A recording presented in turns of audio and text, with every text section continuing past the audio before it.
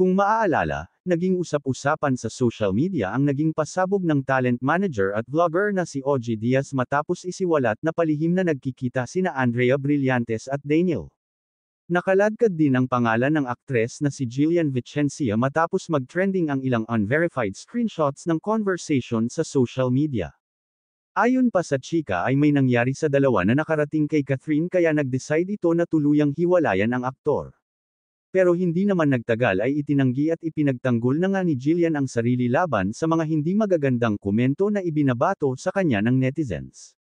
Anyway, nagkaroon ng mensahe si Nanay Christy para kay Daniel, yung tapang-tapangan, yung pag-inom, hindi yan makakaresolba ng iyong problema.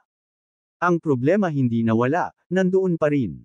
Kaya tama na pagpapanggap na ikaw ay matapang na parang baliwala sa iyo ang lahat ng ito.